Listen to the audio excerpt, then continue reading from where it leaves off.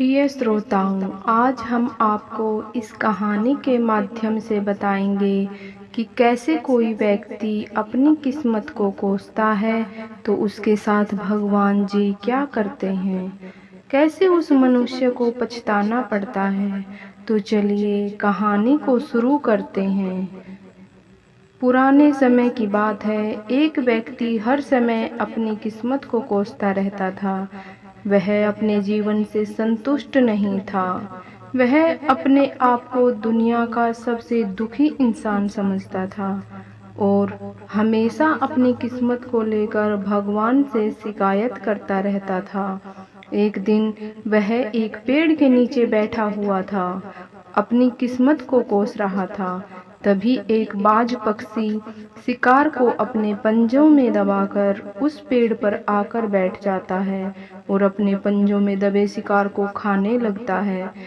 वह परेशान आदमी जब उस बाज को देखता है तो सोचने लगता है कि मुझसे अच्छी जिंदगी तो बाज की है। ना तो इसे खाने की चिंता है और ना ही इसे घर गृहस्थी की। यह आराम से शिकार करता है और मस्त खुली हवाओं में सारा दिन आसमान में उड़ता रहता है। असल जिंदगी तो इसकी ही है। काश मैं भी एक बाज होता तो मुझे भी कोई दुख ना होता, मुझे भी कोई परेशानी ना होती। वह इंसान जिस पेड़ के नीचे बैठा हुआ था, असल में वह पेड़ इच्छा पूरी करने वाला एक कल्प वृक्ष था। जब उसने उस इंसान की बात सुनी तो पेड़ से आवाज आई कि हे इंसान, क्या तू वास्तव में भगवान द्वारा दी हुई जिंदगी से परेशान है और तू एक बाज बनना चाहता है? पेड़ से आवाज आती है। आवाज को सुनकर वह इंसान हैरान रह जाता है और ऊपर की तरफ देखकर कहता है कि हाँ, मैं सच में अपनी जिंदगी से बहुत परेशान हूँ, क्योंकि हर परेशानी मेरे साथ ही है, हर दुख मुझे ही है, हर तकलीफ ही मेरे साथ है।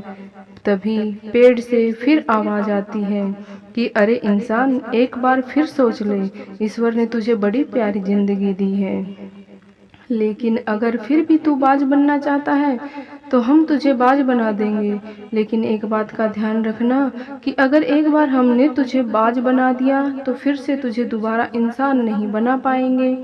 वह आदमी तुरंत जवाब देता है कि मैंने अच्छी तरह से सोच लिया है कि मुझे बाज ही बनना है और एक बार बाज बन जाने के बाद दोबारा कभी नहीं कहूँगा कि मुझे इंसान बनना है। तभी पेड़ से आवाज आती है कि ठीक है, जैसी तुम्हारी इच्छा। देखते ही देखते वह इंसान एक बाज पक्षी के रूप में परिवर्तित हो जाता है। बाज बनते ही वह इंसान बहुत ही खुश होकर अपने पंख फड़फड़ाकर खुली हवा में उड़ने लगता है।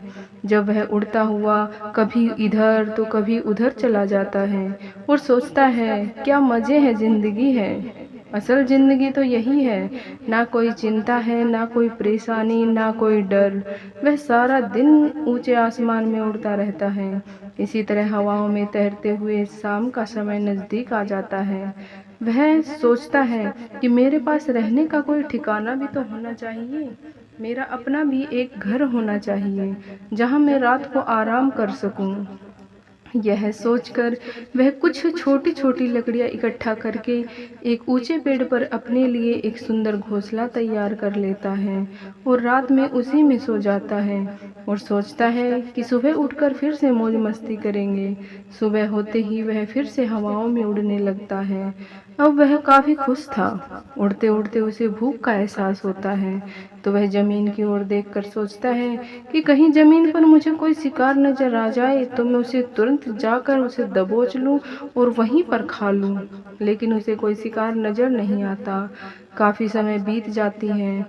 वह लगातार ऊंचाई से शिकार को ढूंढता रहता है, लेकिन उसे कोई शिकार नहीं मिलता। पास ही एक जंगल होता है। वह उस जंगल में यह सोचकर चला जाता है कि शायद वहाँ कोई अच्छा सा शिकार मेरे हाथ लग जाए, लेकिन उसे वहाँ भी कोई शिकार नहीं मिलता।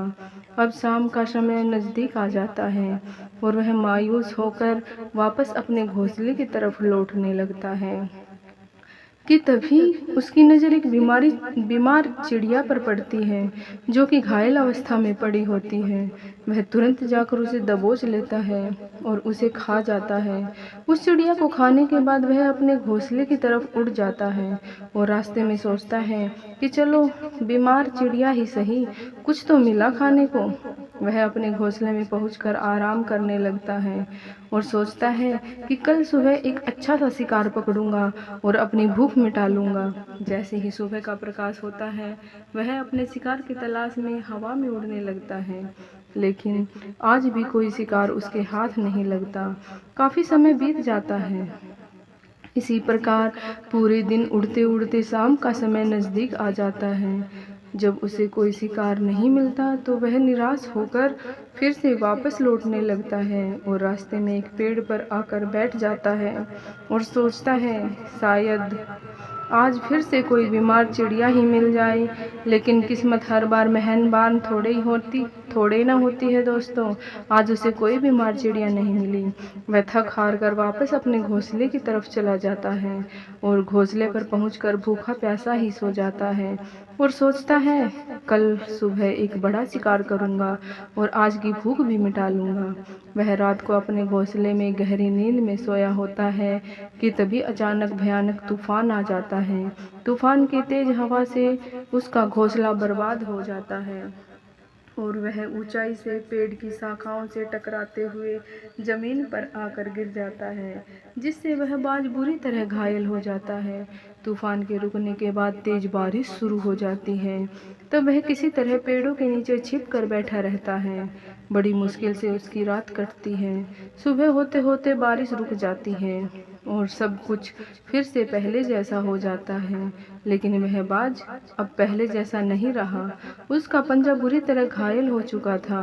ऊंचाई से गिरने की वजह से उसके पंजे में लकड़ी का नकूला टुकड़ा घुस गया था। दोस्तों, बाज का जो पंजा होता है वह उसके शिकार पकड़ने के लिए सबसे ज़रूरी होता है, क्योंकि बाज अपने पंजों में फंसाकर ही शिकार को पकड़ता है और फिर अपनी चोंच के माध्यम से नोच-नोच कर खाता है। लेकिन अब इस बाज का पंजा बुरी तरह से घायल हो चुका था और वह पिछले 2 दिन से भूखा भी था। वह शिकार की खोज में जैसे तैसे थोड़ा सा उड़ता था कि शायद फिर से कोई बीमार चिड़िया उसे मिल जाए, लेकिन कहाँ बार बार कोई बीमार चिड़िया उसे मिलने वाली थी। वह कुछ देर उड़ता रहा, लेकिन फिर भूख और दर्द के मारे एक पेड़ पर जाकर बैठ जाता है। लेकिन उसे नहीं पता था कि यहाँ एक और मुसीबत उसका इंतजार कर रही है। मुसीबत यह थी कि कौओं का एक झुंड मिलकर उस बाज को परेशान करने लगता है। उन्हें भी यह पता चल गया था कि ये बाज घायल है और भूख की वजह से कमज़ोर भी है। कौवे उस पर अपना भोजन बनाने के लिए उसके घाव पर चोंच मारने लगते हैं, जिससे बाज को भयंकर दर्द होता है और किसी प्रकार पूरी ताकत लगाकर वह तेजी से सीधा ऊपर की ओर उड़ने लगता है।